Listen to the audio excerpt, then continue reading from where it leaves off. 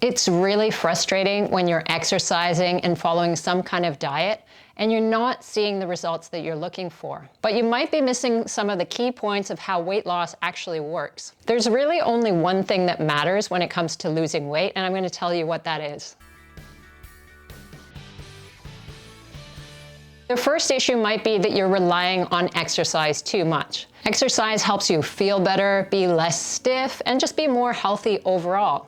But it doesn't burn off as many calories as you think it does. It's hard to give accurate figures because your calorie expenditure depends on your weight and then the intensity that you're working at as well. But if you're cycling for an hour and you're about 170 pounds, you could be burning off about 450 calories. If you're running 6 miles per hour, which is about 10 kilometers per hour, that's a fairly decent pace. In an hour, you could burn 600, maybe 650 calories. But that's an hour. And not everybody has time to do an hour of cardio every single day. So if we go to that general equation where losing a pound of fat requires you to have a deficit of 3,500 calories a week, which is 500 calories a day, you're gonna have to cycle for more than an hour a day or run for about 45 to 50 minutes to get that level of fat loss just with exercise. Weight training generally burns off even fewer calories, but that's not to say that it's not useful. It does have the benefit of building muscle mass. Muscle is more metabolically active than fat, so it's burning off more calories. But that difference isn't as great as most people think. You might be burning off 50 to 100 extra calories a day by putting on a reasonable amount of muscle, and it's not that easy to put on muscle. I still encourage weight training, of course, because it helps you feel stronger and it tends to make you more likely to move more throughout the day. If you're carrying a lot of fat, that tissue is not active, you're more likely to burn off more calories if you have more muscle mass. That extra movement is something we call NEAT, non-exercise activity thermogenesis, and that can contribute 10 to 15% of your total calorie expenditure for the day. Your total daily energy expenditure is your basal metabolic rate, so that's just all the metabolic processes that your body does throughout the day, plus NEAT, which I just talked about, plus the thermic effect of food and any exercise that you do. So roughly broken down for most people as 60% for BMR. NEAT is 10 to 15%. The thermic effect of food, TEF, is about 10%. So that's where the quality of your food and the macronutrient content of your food, whether it contains protein or fiber, makes a difference. Highly processed foods, for instance, have a lower thermic effect. It doesn't take as much effort for your body to burn them off. But these are all relatively minor numbers when it comes to the big picture. In comparison to nutrition, usually nutrition will account for about 80 to 90% of your weight loss result. Ignoring diet makes it really hard to lose weight. It's actually okay to skip a week or two of exercise. You don't do as much damage to your weight as you think. But adding too many calories for a couple of weeks, that will make an impact. But I'm dieting. People often ask me what I recommend in terms of diet. Is it intermittent fasting or paleo, vegan or vegetarian, the Mediterranean diet, or clean eating or keto? And the short answer is, it depends. For me, the most important thing for lasting weight loss is consistency. Can you maintain that diet over the long term? The only absolute requirement is that diet allows you to get into a calorie deficit so that you're burning off more calories than your body needs on a daily basis. And that's actually how all of those diets work. It doesn't matter which one you're following. If you're in a calorie deficit,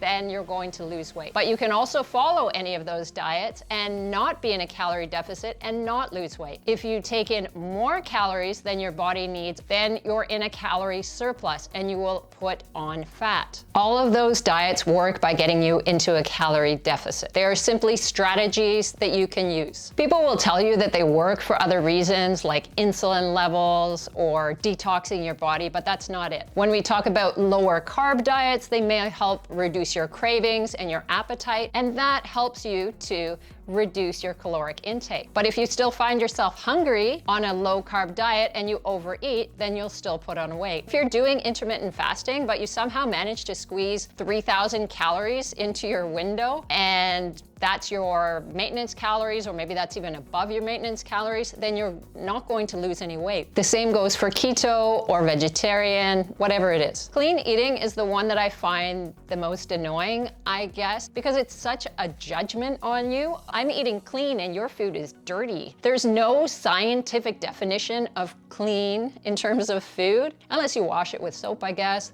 Then it's cleaner. So people are making up these arbitrary rules about what's clean food and what's dirty food. Sometimes you're allowed to have meat, but only if it's grass-fed. Other times you're not allowed to have dairy. It just depends on whose particular clean eating regime you're following. None of this is scientifically tested in that way. It's just people making judgments and then putting judgments on you for eating food that you enjoy. And I'm not into that. So the reason that you're not losing weight is not because too much of your food is dirty. No, it's because you're eating too many calories overall. It's certainly possible to not lose weight while following a traditional clean eating diet. There are a lot of foods that are considered very healthy, they are healthy, that are very calorie dense. So there's a lot of calories packed into that little serving. My favorite example is my favorite nut, the macadamia nut. In about 10 nuts, it's about 200 calories. And you better believe that I can eat more than 10 macadamia nuts. Salmon, lots of healthy omega-3 fats. It's delicious. I love it. One little fillet is 280 calories. I might have two. Was it baked on olive oil or some other kind of oil? Well, oils add 120 calories per tablespoon. A medium avocado has about 230 to 240 calories, depending on who you ask. And that's considered a very healthy food. But if you put together salmon and avocado and some macadamia nuts, that's a high calorie meal. And if you're having that frequently, then you may very well be struggling to lose weight. And it's not your fault, because there's a perception that if you're eating healthy, then everything's going to be fine. But if you don't pay attention to calories, then weight loss is not inevitable. Even if you're eating whole, minimally processed foods, you can still go over your calorie intake for the day, and you can be in a calorie surplus and put on fat. It's just a little bit harder because those foods tend to be a little bit more bulky and harder to eat than highly processed foods, which are also very calorie dense and easy to eat. I actually had a comment recently on one of my videos. It was actually about losing weight without exercising at all. And if you paid attention a little bit to what I said at the beginning,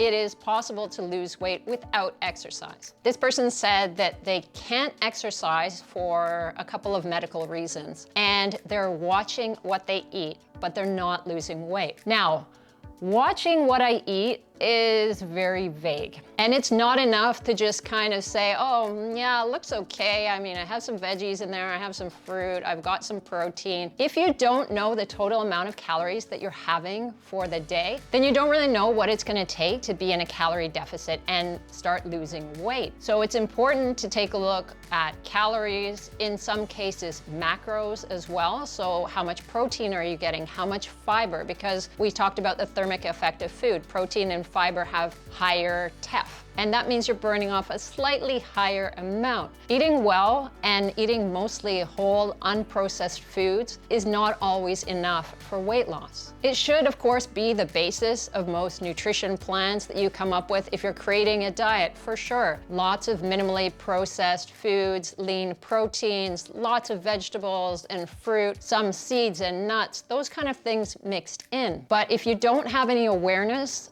of how many calories you're taking in, then you can't guarantee yourself weight loss. And the tendency also, when someone's watching what they're eating, is that most of the time they might be eating that way, but then other things come in, so they're probably having those treat foods here and there, and they might not be aware of it. So they're probably consuming the right amount of calories, but then they throw a few treat foods on top, and all of a sudden, they're not losing weight. You need to look very specifically, primarily at your diet and how many calories you're taking in. Then you need to know how consistent you actually are with that diet, because a lot of people follow a particular plan, for instance, during the week, and then on the weekends, they don't follow it so carefully, and all of a sudden you can easily throw in an extra 1,000 or 2,000 calories between delicious food and drink. I actually did another video about how you can undo all the good work you do during the week by what you do on the weekend. I'm gonna stick it up here so you can check that out as well. So rather than just generally saying, oh, I'm eating clean, or I'm eating mostly healthy, or I'm following keto, but it's not working, well, you're eating too many calories on keto and you're not losing weight. I'm doing intermittent fasting. Why isn't it working? Well, you're eating too many calories on intermittent fasting, and it's not enough to get you into a calorie deficit. A lot of people rely on exercise, so sometimes they're working out 3 days a week and they think that's gonna be enough to push them into fat loss, and it generally isn't. Trying to do weight loss just with exercise, I just hope you have a lot of time on your hands so that you can do that. It is possible, especially for people who are younger, have lots of time to work out. You can do it, but I don't recommend it. Actually, the combination of diet and exercise is gonna get you the best long-term result. So that's really what you should be aiming for.